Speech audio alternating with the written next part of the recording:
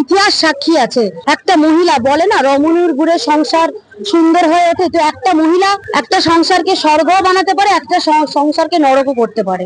আমি কাউকে নিয়ে কিছু বলার পক্ষপাতী না, কিন্তু তাও চোখের সামনে যখন দেখছি যে একটা মানুষ তার জীবনের অর্ধেক গোল্ডেন পিরিয়ডটা, গোল্ডেন টাইমটা, যখন তার শখ আহ্লাদ পূরণ করার সময় ছিল, সেই সময়টাই নিমজ্জিত করেছেন পার্টির কাজে, সেখানে কোনো সন্দেহ প্রকাশ করার আমাদের অবকাশ নেই।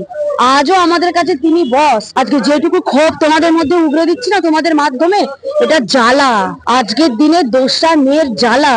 কারণ আমি আজকে সেই ক্ষমতায় নেই যে আমি কিছু করতে পারবো। আপনি ছিলেন, আপনি আছেন, আশা ভরসা আপনারই ওপর। 100 বার আপনাকে বলবো, ভুল হলে 100 বার আপনাদেরকে বলবো। আমরা সামান্য থেকে সামান্যতম ভুল করলে তখন পার্টি বিরোধী কার্যকলাপ হয়ে যায়, তখন আমাদেরকে শোকজ করা হয়, এক্সপেল করা হয়। তাহলে আমরা কেন প্রশ্ন করবো না? আমাদের উত্তর আমরা কেন পাবো না?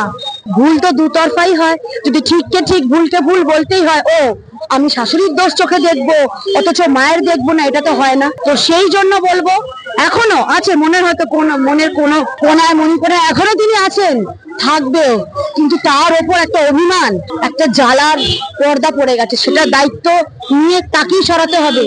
আমি আমার কথা বলছি না, আমি আজকে আমাদের কথা বলছি। কারণ তোমাদের মাধ্যমে আমি এটুকু সুযোগ পেয়েছি নিজের কথাটা রাখা। হয়তো জেলায় জেলায় গোটা রাজ্য জুড়ে কর্মীরা সেই সুযোগটা পায় না। আমি তাদের হয়ে আজকে বলছি, আজকে যে বউয়ের সামনে তার স্বামীকে ফেলা হলো, সে বউটা দেখতে পাবে যে আমার স্বামীর জীবন কার জন্য গেল, এই সৌজন্যতা দেখানোর জন্য। আজকে আমার স্বামী জীবন দিল এই পার্টির জন্য, আজকের দিনে এই দিনটা দেখবো বলে উনি সৌজন্যতা দেখাচ্ছেন।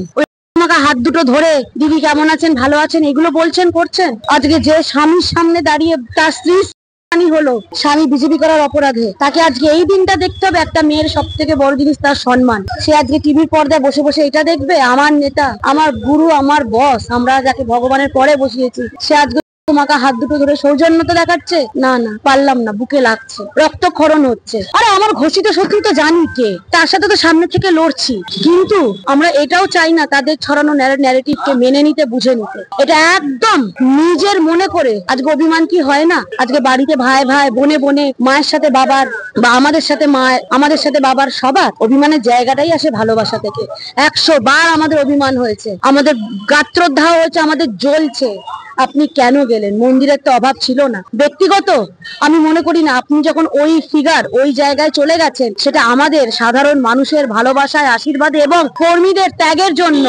অত ব্যক্তিগত কিছু হতে পারে না রাজনীতিতে, এই ক্ষেত্রে তো নাই। আপনি পরে যেতেন, কেউ কোনো আপত্তি করতো না। কিন্তু এইটা আমরা একনিষ্ঠ কর্মী না, অনেক ছোট জায়গায় আছি হয়তো আমরা, কিন্তু ভিতকে সবসময় কিন্তু মজবুত রাখতে হয়। কারণ ক্রমাগত আঘাত, ছুরিকাঘাত আমরাই খেয়ে যাচ্ছি। প্রহসন আমাদের সাথে হচ্ছে, 25টা সিকিউরিটি গার্ড আমাদের সাথে নেই। তারা অনেক মাহল গরম করে গরমাগর্মি কথা বলে চলে যান, তারপরে আমরা বুক চিতিয়ে সবটা ঝেলি। তাও হাসি মুখে পার্টির ঝান্ডাটা নিয়ে নেতাদের জয় গান করতে করতে, জয় ধ্বনি দিতে দিতে তাদের পেছনে দৌড়াই, আউট অফ ভালোবাসা, আর কিছু না। কারণ আমাদের পার্টি তোলাবাজি শেখায়নি, আমরা তোলাবাজি করে এই পার্টির জন্য পড়ে নেই। কারণ শাসক দলে দেখে নাও, যে একটা ব্লকে ঝাঁট দিত, যা সাইকেল কেনার অকাত ছিল না, সেও আজকে বুলেট নিয়ে ঘুরে বেড়াচ্ছে। তা আমাদের তোলাবাজি করার দরকারও নেই। আমরা শ্যামাপ্রসাদ মুখার্জির পার্টি, সেই নীতি আদর্শ নিয়ে আমরা চলছি। আমাদের একটাই উদ্দেশ্য, লক্ষ্য, ডাইনি বুড়িকে সরিয়ে আবার সোনার বাংলা, স্বর্গরাজ্য এখানে স্থাপন করা। মানে সেই জেট নিয়ে আমরা দৌড়ে যাচ্ছি। শুধু উচ্চ নেতৃত্বের কাছে এটাই বলবো, কর্মীদের সঠিক মূল্যায়ন করুন, হাত জোর করে বলছি। ওই পচা টিএমসি মালের আমাদের দরকার নেই। আমাদের মধ্যে থেকে কর্মী বানান, কর্মীদেরকে নেতা বানান। আমরা পাশে দাঁড়িয়ে বুক চিতিয়ে যদি হারিও, ওই হাতটাও হাসি মুখে মাথায় তুলে নেবো। কারণ জানবো আমার ভাইটা যে 1 বছর বাড়িঘর ছাড়া ছিল, আমার বোনটা যার সামনে তার স্বামীকে মেরে দিয়েছে, সে যোগ্য জায়গা পেয়েছে, সে টিকিট পেয়েছে, আমরা খুশি হব, হাসতে হাসতে মেনে নেবো। কিন্তু ওই পচা টিএমসির মালগুলো এনে তাদের জয়ধ্বনি দিতে হবে, তাদের পেছনে দৌড়াতে হবে, সেই করার থেকে না চুপচাপ বসে যাওয়া অনেক ভালো।